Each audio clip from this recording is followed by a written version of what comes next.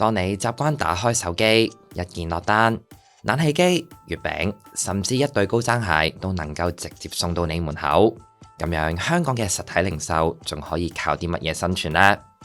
我哋信報嘅專欄作者黃輯憲日前撰寫嘅文章，電商革命衝擊巨大，港零售空間需重組，分析咗近年接連倒閉嘅老字號，唔止係經濟寒冬下嘅犧牲品，更係被電商革命逼退嘅前哨。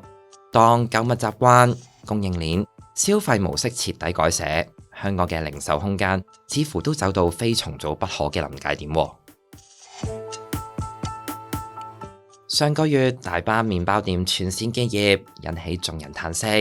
呢一間經營咗40年嘅連鎖店，曾經併吞咗著名嘅超群餅店。佢嘅冰皮月餅都係年年喺中秋嘅夜晚伴隨住萬家燈火。雖然倒閉嘅原因錯綜複雜，但係我哋會首先諗到嘅係，佢只不過係最近2年大量倒閉嘅本土零售店之一。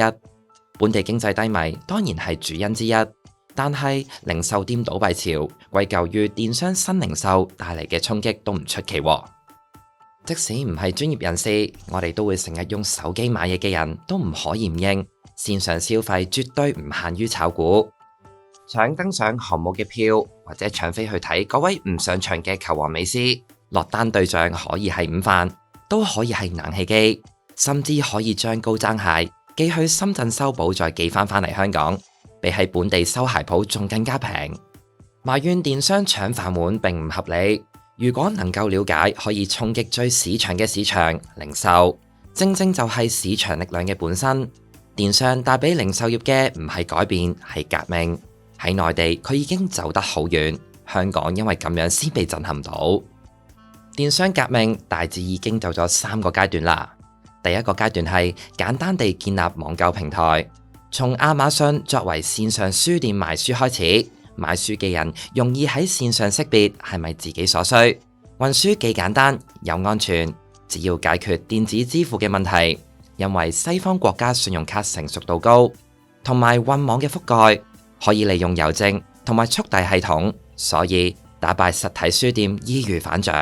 漸漸地，各種標準化嘅產品，例如家用電器，網上都能夠以更大嘅銷售規模，從廠家獲得大進貨折扣，又唔需要實體店鋪租。京東學習咗亞馬遜，攞到最平嘅電視機同埋電冰箱，從北京殺向各大都市。好快地，中國內地嘅大型實體電器連鎖店嘅價格都失去咗競爭力。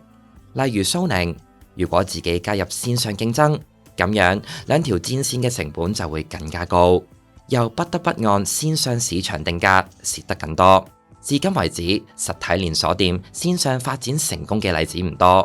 而阿里巴巴嘅淘寶網就係世界上最成功嘅另一類平台。佢就好似一個網上嘅百貨公司，裝修好門面之後，招來賣家租用鋪面，零售批發通食，大小產品通食，一手二手貨都通食。由於從一開始就冇央企國企，電商竟然成為咗中國各種產業之中管制得最寬鬆嘅賽道。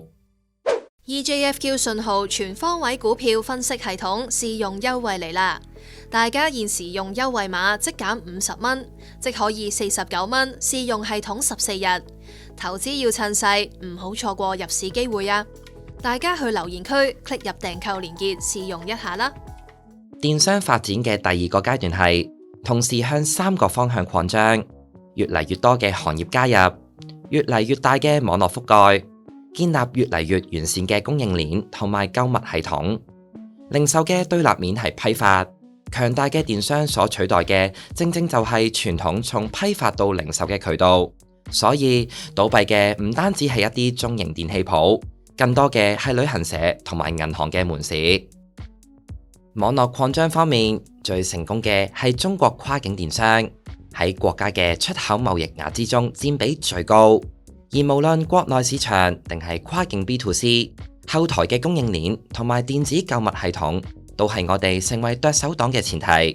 試諗下，我哋今日去買嘢或者去餐廳之前，都會習慣性咁樣用手機上先貨比3家，睇睇其他人嘅評語。所以先至會出現一條食街只有一間門店火爆，都可能係區位唔好嘅嗰一間。經常使用唔同嘅購物平台嘅話，都會比較係咪包郵、送貨速度同埋可靠度、退貨係咪方便、支付方式，而唔只係產品嘅本身。呢個階段受到最大衝擊嘅係曾經靠大量連鎖店支撐嘅大型商場。睇睇今日香港各個大居住區附近嘅商場，除咗超市，就係補習班、餐飲同埋理髮店、美容美甲健身房、便利店都成為咗電商嘅提貨點。目前電商發展經已進入咗第3階段，即係所謂全渠道 Omnichannel 互動信息階段。全渠道即係指商家唔單止喺線上線下多個渠道提供產品同埋信息，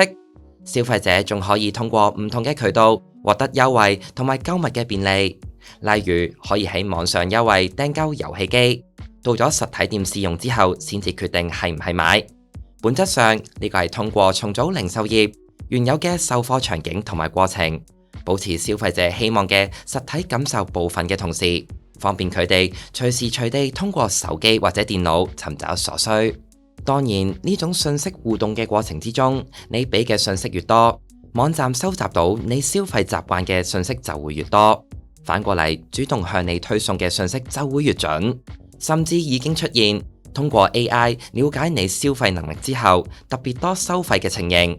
今日香港廣義嘅電商零售好多方面正係進入咗呢個階段。事實上，香港喺呢一方面早已經落後於內地嘅大都市啦。電商對傳統零售帶嚟咗2個大衝擊。第一係挑戰咗鋪位選擇嘅金科玉律 ，location 同埋 location， 區位決定咗消費額，所以先至有黃金地段嘅呢一種說法。但係電商化嘅今日，飯菜可以送到你屋企，手機按圖索驥都好容易揾到要去嘅商店。只要產品出眾，飯菜做得好，位置差啲已經唔重要啦。反倒因為鋪租低，可以打敗嗰啲鋪租高而不得不貴賣嘅店。外賣平台美團就好中意簽約嗰啲菜做得好，但係區位唔理想嘅餐館，因為佢哋價廉物美，回頭客最多。另一大衝擊係迫使大商場入邊嘅店鋪同埋社交活動重組，為咗買嘢而嚟大商場嘅顧客越嚟越少，更多嘅係為咗各種社交或者社會活動而嚟。過往商場經營者組織大型商業活動係賠錢吸引人嚟購物，但如今睇完演出嘅人就好少購物，運營商唔可以唔諗辦法揾可以賺錢嘅演出，最終變成咗演出場地同埋展覽館嘅競爭。一旦多個連鎖店唔再入駐，高端品牌店又削減展示空間，大商場變身不成就難以為繼。喺內地多個城市經營大商場嘅新世界遭遇滑鐵盧，就係呢個原因。當然唔能夠將經濟低迷、消費力下降帶嚟嘅後果入晒電商數，但係香港實體零售業所有持份者又確實到咗認真反思同埋行動嘅時候。電商影響咗實體商鋪嘅類別、數量同埋區位，而且呢個過程只會繼續，唔會逆轉。所以今後無論商業街定係 shopping mall、酒店定係餐廳，業態嘅空間重組都係必然㗎。喺內地好多中高檔商務酒店，吸引客人嘅招數唔再靠宣傳佢餐廳嘅美味佳肴，而係機械人會上電梯幫送外賣嘅人將晚餐送入客房。呢個就係活生生嘅例子。信報迎新優惠嚟啦！而家大家可以用38蚊嘅優惠價試閱信報網上版14日，將最新嘅財經資訊同埋深度分析帶返屋企。呢一個優惠唔好錯過，快啲去留言區 click 入訂閱連結體驗一下啦！